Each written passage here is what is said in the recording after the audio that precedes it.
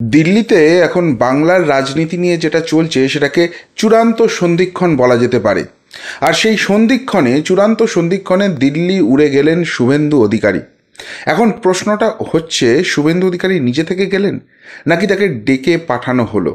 আর এর মধ্যেই কিন্তু লুকিয়ে রয়েছে যে বঙ্গ রাজনীতিতে আগামী দিনে ঠিক কী ঘটনা ঘটতে চলেছে এবং সত্যি এই রাজ্য নিয়ে বিজেপি অর্থাৎ কেন্দ্রীয় বিজেপি সিরিয়াস কিনা। আজ সেই সমস্ত কিছুই আলোচনা করব এই প্রতিবেদনে। শেষ অবধি দেখুন, যথেষ্ট ইন্টারেস্টিং হতে চলেছে আজকের এই প্রতিবেদন। নমস্কার, প্রিয়বন্ধু মিডিয়ায় আপনাদের স্বাগত এবং আপনারা দেখছেন প্রিয়বন্ধু বাংলা, সত্যের সন্ধানে সর্বদা আমি শুদ্ধশীল। বন্ধুরা, আমি প্রতিবেদনের শুরুতেই বললাম যে চূড়ান্ত সন্ধিক্ষণ। আপনাদের এখন এই জায়গাটার মনে প্রশ্ন আসতে পারে যে এটাকে চূড়ান্ত সন্ধিক্ষণ কেন বলা হচ্ছে। চূড়ান্ত সন্ধিক্ষণ এই জন্যই বলা হচ্ছে যে আপনারা জানেন যে দিন দুয়েক আগে দিল্লিতে সেখানে গিয়ে কিন্তু কেন্দ্রীয় স্বরাষ্ট্রমন্ত্রী অমিত শাহ তার সঙ্গে বৈঠক করে এসছেন এই রাজ্যের রাজ্যপাল সিভি আনন্দ বোস। এখন আবারও প্রশ্নটা হচ্ছে যে কী নিয়ে বৈঠকটা ছিল। দেখুন, আমি দুটো সম্ভাবনার কথা নিয়েই আলোচনা করব, কেননা কোনো কনক্লুসিভ কোনো কিছুই তো জানা সম্ভব নয় এরকম হাই প্রোফাইল জায়গা থেকে। কোনটা ঠিক সেটা আপনারাই বিচার করে দেবেন। সিভি আনন্দ বোস সেখানে মিটিং করার পর তিনি বললেন যে এই রাজ্যের যে কেন্দ্রীয় সরকারের কাছ থেকে পাওনা রয়েছে সেই সংক্রান্ত আলোচনা করতে তিনি নিজে থেকে কার্যত স্বতঃপ্রণোদিত হয়ে গিয়ে অমিত শাহের সঙ্গে বৈঠক করে এসেছেন। এটা তার অফিসিয়াল স্টেটমেন্ট এবং সেই নিয়ে ইতিমধ্যেই কিন্তু রাজ্যে অনেক কথা শুরু হয়ে যাচ্ছে। এবার সন্ধিক্ষণের এটা যদি একটা অঙ্গ হয় তাহলে অপর অঙ্গটা কি? অপর অঙ্গটা হচ্ছে যে এখানে 48 ঘন্টার ধর্ণা চালালেন মমতা বন্দ্যোপাধ্যায় এবং সেই ধর্ণা মঞ্চ থেকে ঘোষণা করলেন যে 100 দিনের যে বকেয়া টাকা আছে সেই বকেয়া টাকা তিনি রাজ্য সরকারের ফান্ড থেকেই সেখানে 21শে ফেব্রুয়ারির মধ্যে 21 লক্ষ মানুষকে দিয়ে দেবেন। আর তারপর তিনি সিদ্ধান্ত নিয়েছেন তার যে এই ধর্ণা কেন্দ্রীয় বঞ্চনা নিয়ে সেটা 13ই ফেব্রুয়ারি অবধি কন্টিনিউ করবে। এর মাঝখানে রাজ্যের বাজেট অধিবেশন আছে। কিন্তু এই সমস্ত কিছু ছেড়ে দিয়ে হঠাৎ করে মমতা বন্দ্যোপাধ্যায় কিন্তু দিল্লি উড়ে যাচ্ছেন। কেন দিল্লি উড়ে যাচ্ছেন? যেটা অফিসিয়াল স্টেটমেন্ট আবারও জানা যাচ্ছে যে ওয়ান নেশন ওয়ান ইলেকশন তার যে কমিটি রয়েছে আমাদের প্রাক্তন রাষ্ট্রপতি রামনাথ কোবিন্দজির নেতৃত্বে, সেইখানে তৃণমূল কংগ্রেসের হয়ে মমতা বন্দ্যোপাধ্যায় অংশগ্রহণ করবেন এবং তার বক্তব্য রাখবেন। এবার এই কারণেই এটাকে সন্ধিক্ষণ বলা হচ্ছে। তার ঠিক মাঝখানে শুভেন্দু অধিকারী দিল্লি উড়ে গেলেন। এখন আমার এই দুটো বিষয় নিয়েই কিছু প্রশ্ন রয়েছে। কেন প্রশ্নগুলো রয়েছে সেটা খুব ইম্পর্টেন্ট। এক, ডক্টর সিভি আনন্দ বোস তিনি বলছেন অফিসিয়ালি যে তিনি দিল্লি উড়ে গেছেন নিজের থেকে, তার কারণ রাজ্যের পাওনা গণ্ডা নিয়ে তিনি কথা বলতে গিয়েছেন। আচ্ছা, রাজ্যের পাওনা গণ্ডাটা ঠিক কী বাকি আছে? 1,15,000 কোটি টাকার গল্প আমরা কলকাতায় শুনি, আর দিল্লিতে গেলে সেটা হয়ে যায় শুধু 15,000 কোটি টাকা।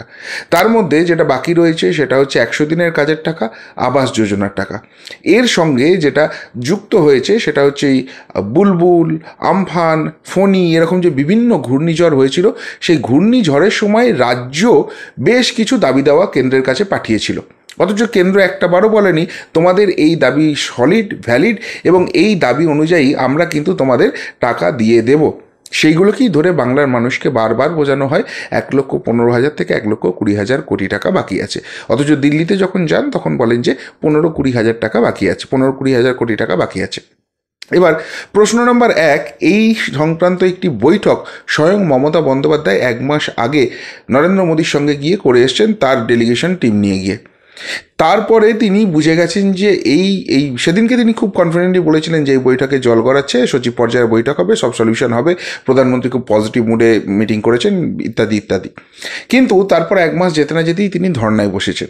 এখন সত্যিই যদি আমাদের রাজ্যের রাজ্যপাল সিভি আনন্দ বোস তিনি এই 100 দিনের পাওনাগণ্ডা এবং আবাস যোজনার টাকা নিয়ে কথা বলতে যেতেন, তার একা একা কথা বলতে যাওয়ার কী ছিল? তিনি তো সবার আগে যেটা করতেন, এই রাজ্যের মুখ্যমন্ত্রীর হয়ে দাবি জানাতে যাচ্ছেন, এই রাজ্যের মুখ্যমন্ত্রীকে সেখানে সঙ্গে আবার নিয়ে যেতেন যে চলুন আমার সঙ্গে চলুন, এটা আপনার ভ্যালিড দাবি, আমরা গিয়ে কথা বলবো, আমরা সব কিছু করবো। দ্বিতীয়ত, এই টাকাটা পেতে গেলে হয় পঞ্চায়েত দপ্তরের সঙ্গে কথা বলতে হবে, নাহলে প্রধানমন্ত্রীর দপ্তরের সঙ্গে কথা বলতে হবে। এই দুটো দপ্তর থেকেই মূলত টাকাটা আটকে আছে। অথচ কোনো পঞ্চায়েত মন্ত্রীর সঙ্গে, প্রধানমন্ত্রীর সঙ্গে সিভি আনন্দ বোসের কোনো রকম কোনো বৈঠক হলো না। বৈঠকটা হলো কার সঙ্গে? অমিত শাহের সঙ্গে। যিনি দেখেন এই রাজ্যের স্বরাষ্ট্র দপ্তরটা, এই দেশের স্বরাষ্ট্র দপ্তরটা। তাহলে অমিত শাহের সঙ্গে এই পাওনাগণ্ডার কী সম্পর্ক রয়েছে? তাহলে সিভি আনন্দ বোস যে স্টেটমেন্টটা দিচ্ছেন সেটা কতখানি ভ্যালিড, সেটা কিন্তু প্রশ্ন উঠে যাচ্ছে। এই রাজ্যের যে আভ্যন্তরীণ নিরাপত্তা সেটা রাজ্যের বিষয়। এমন কোনো কি ঘটনা ঘটতে চলেছে যেখানে কেন্দ্রের হস্তক্ষেপ দাবি করা হতে পারে বা কেন্দ্রের হস্তক্ষেপের প্রয়োজন হতে পারে? সেই জন্যই কি সিভি আনন্দ বোস সেখানে গেছেন? আর এতটা ক্যালকুলেট করা বা এতটা প্রেডিক্ট করা তো সিভি আনন্দ বোসের এখতিয়ারে নেই। সেটা কি স্বয়ং অমিত শাহজি বুঝেছেন? সেই জন্য সিভি আনন্দ বোসকে ডেকে পাঠিয়েছেন যে রাজ্যে এবার কিন্তু এই ধরনের ঘটনা ঘটতে পারে, আমার কাছে এই সোর্স থেকে খবর এসছে বা এই সোর্স থেকে রিকোয়েস্ট এসছে, তার পরিপ্রেক্ষিতে এইটা হচ্ছে প্রেডিকশন। এই ঘটনা যদি ঘটে কেন্দ্র এই স্টেপ নেবে, আপনি রাজভবন থেকে আপনাকে এই কাজ করতে হবে, সেইটার পুরো আলোচনাটা সেখানে হয়েছে। এই প্রশ্নটা উঠছে। এবার এর অপর অংশটাই আসি, সেটা হচ্ছে মমতা বন্দ্যোপাধ্যায়ের দিল্লি যাত্রা। বলছেন ওয়ান নেশন ওয়ান ইলেকশন, এই নিয়ে তিনি বৈঠক করতে যাবেন। এর আগে রাজ্যের বিভিন্ন দাবি দাওয়া নিয়ে যে বৈঠক, সেই অনেক বৈঠকে যেখানে বিভিন্ন রাজ্যের মুখ্যমন্ত্রীরা, প্রায় সব রাজ্যের মুখ্যমন্ত্রীরা পৌঁছচ্ছেন, সেখানে মমতা বন্দ্যোপাধ্যায় যাননি। এমনকি সেটা ভার্চুয়াল মিটিং হলেও সেই মিটিং অনেক সময় তিনি অংশগ্রহণ করেননি। শুধু তিনি নন, এই রাজ্যের যে সংশ্লিষ্ট দপ্তর, সেই সব সংশ্লিষ্ট দপ্তরের মন্ত্রীকেও পাঠাননি, এমনকি সচিব পর্যায়ের লোককেও পাঠাননি। তার থেকেও নিচু তলার যারা কর্মী রয়েছেন সেই সব অফিসারদের তিনি দিল্লি পাঠিয়েছেন। আর এখন ওয়ান নেশন ওয়ান ইলেকশনের মতো ইস্যু নিয়ে মমতা বন্দ্যোপাধ্যায় দিল্লিতে কথা বলতে যাচ্ছেন। যে ওয়ান নেশন ওয়ান ইলেকশন যদি ইমপ্লিমেন্টেড হয়ও, খুব সম্ভবত 2024 ইলেকশনে সেটা ইমপ্লিমেন্টেড হচ্ছে না। এই নিয়ে তৃণমূল কংগ্রেসের যে বক্তব্য রয়েছে যে আমরা এটাকে সমর্থন করি না, সেটা অলরেডি কিন্তু রিটেন আকারে তৃণমূল কংগ্রেস সেখানে সাবমিট করে দিয়েছেন। তাহলে সেই জায়গা থেকে এই নিয়ে মমতা বন্দ্যোপাধ্যায়ের বৈঠক করতে যাওয়ার কি আছে? রাজ্যে একদিকে ধর্না চলছে, বিভিন্ন জায়গায় বিক্ষোভ হচ্ছে, সামনেই লোকসভা ইলেকশন, সেই নিয়ে অনেক কিছু তার রাজনৈতিক কর্মসূচি রয়েছে, সেই সমস্ত কিছুকে সাইডে সরিয়ে রেখে তিনি দিল্লি যাচ্ছেন, এবং সেটা ওয়ান নেশন ওয়ান ইলেকশনের জন্য। এটা কি সত্যিই বিশ্বাসযোগ্য? এই দুটো জায়গা নিয়েই যখন প্রশ্ন হচ্ছে, যখন ডাউট হচ্ছে, এবং তার থেকেও বড় কথা হচ্ছে যে সিভি আনন্দ বোসের অমিত শাহকে যদি 100 দিনের কাজের টাকা এবং আবাস যোজনার টাকা নিয়ে কিছু বলার থাকতো, তিনি একটা ফোন তুলতেন, কথা বলতেন, মিটে যেত। তাহলে তাকে দিল্লি ছুটে গিয়ে এই বার্তাটা কেন দিতে হচ্ছে? সেখানে কি এমন কিছু কথা হচ্ছে যে কথাটা টেলিফোনে বলাটা সিকিউর নয়, সিকিউরিটি রিস্ক রয়েছে, সেই জন্যই দিল্লি থেকে 1:1 বৈঠক করতে হচ্ছে? বা মমতা বন্দ্যোপাধ্যায়ও তো রামনাথ কোবিন্দজির এই মিটিংয়ে তার ডেলিগেশন টিম পাঠিয়ে দিতে পারতেন। বিভিন্ন জায়গায় তিনি সেটা করেন। সুদীপ বন্দ্যোপাধ্যায় আর ডেরেক ওব্রায়ান সেখানে যেতে পারতেন, কিন্তু সেটা না করে তিনি নিজে গেলেন। তিনি ফোনে আপডেট করতে পারতেন, তিনি ভিডিওতে অ্যাটেন্ড করতে পারলেন। দিল্লিতে কেন যেতে হচ্ছে, ফিজিক্যালি যেতে হচ্ছে? এমন কিছু কি রাজনৈতিক বৈঠক থাকতে চলেছে যে বৈঠকটা আবারও কোনো রেকর্ড থাকলে মুশকিল থেকে যাবে? সেটা 1:1 ফেস টু ফেস করতে হবে। এই জায়গাটা প্রশ্ন হচ্ছে, এবং এই জায়গাটা যখন প্রশ্ন হচ্ছে তখন শুভেন্দু অধিকারীর দিল্লি যাত্রা নিয়েও কিন্তু প্রশ্ন জাগছে। এবং প্রশ্নটা আমি প্রথমেই করেছিলাম যে শুভেন্দু অধিকারী নিজে থেকে যাচ্ছেন নাকি তাকে ডেকে পাঠানো হচ্ছে। কেন প্রশ্নটা করছি, এবার আমি ঘুরিয়ে সেই জায়গাটায় আসছি। যদি ডেকে পাঠানো হয়, অর্থাৎ ধরে নিলাম অমিত শাহজি শুভেন্দু অধিকারীকে ডেকেছেন এবং সেই জন্য শুভেন্দু অধিকারী তড়িঘড়ি দিল্লি উড়ে গেলেন, তাহলে এর যে ব্যাখ্যাটা হতে পারে সেটা হচ্ছে ওই অমিত শাহজি যেটা সিভি আনন্দ বোসের সঙ্গে এই রাজ্যের রাজ্যপালের সঙ্গে বৈঠকটা করেছেন বিরোধী দলনেতা হিসেবে, সেই সংক্রান্ত কোনো কিছু আলোচনা কিছু করতে চলেছেন।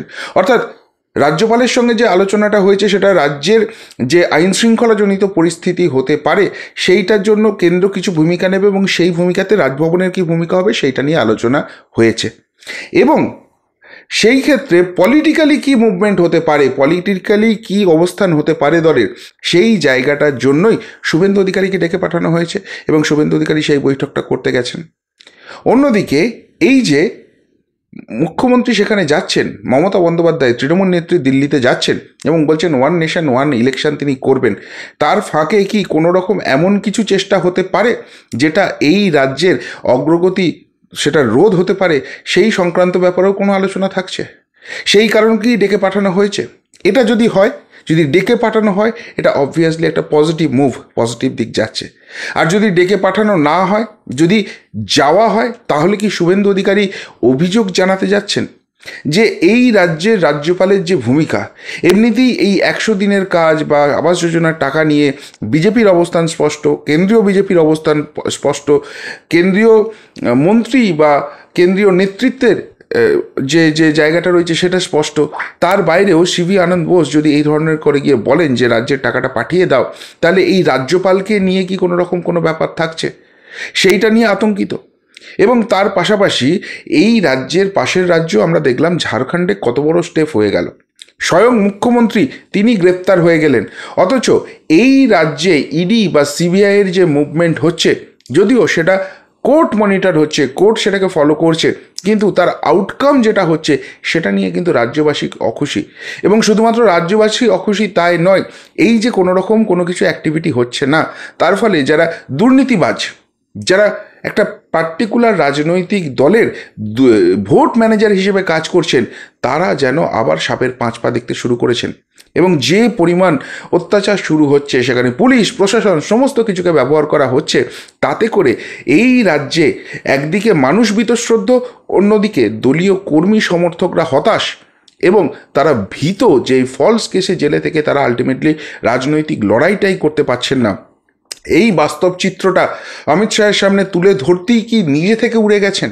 এটা যদি হয়, এটা কিন্তু খুব নেগেটিভ জায়গা। অমিত শাহকে তিনি বোঝাতে পারবেন, অমিত শাহ বুঝবেন, সেটা পরের কথা। কিন্তু অপশান যদি এইটা হয় যে শুভেন্দু অধিকারী এখানে আর কিছু কোনো রকম হচ্ছে না, সেই জায়গা থেকে এই সমস্ত কিছু বাস্তব চিত্রটা এবার সরাসরি অমিত শাহের সামনে ফেলতে গেছেন, যে যদি সেখান থেকে কোনো রকম কোনো সিনারিও চেঞ্জ হয়, তাহলে কিন্তু সত্যিই খুব খারাপ অবস্থা রয়েছে। কেননা মানুন না মানুন, এই রাজ্যের একটা বৃহৎ অংশের মানুষ তারা কিন্তু প্রভাবিত একটি শব্দ দ্বারা, সেটার নাম হচ্ছে সেটিং।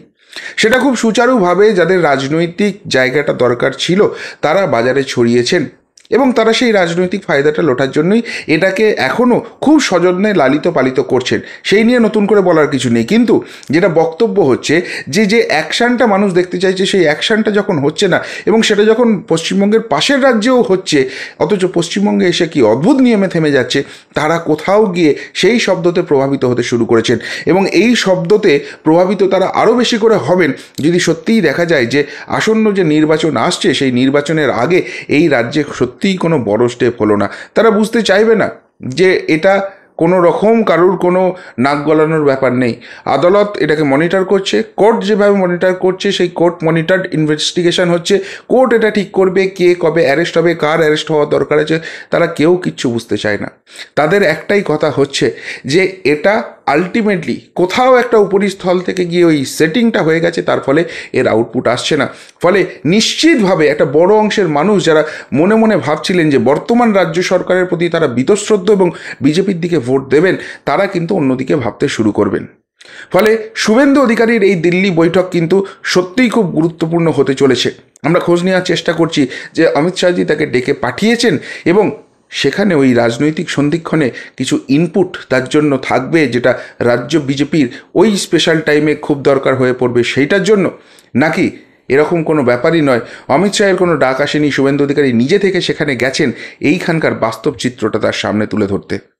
আপনাদের কি মনে হচ্ছে, কোন সিচুয়েশানে শুভেন্দু অধিকারী দিল্লি উড়ে গেলেন?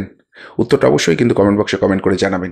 এখনকার মতো এখানেই শেষ করলাম, ফেরত আসছি নতুন প্রতিবেদন নিয়ে খুব তাড়াতাড়ি। ভালো থাকবেন, সাথে থাকবেন, পাশে থাকবেন। নমস্কার।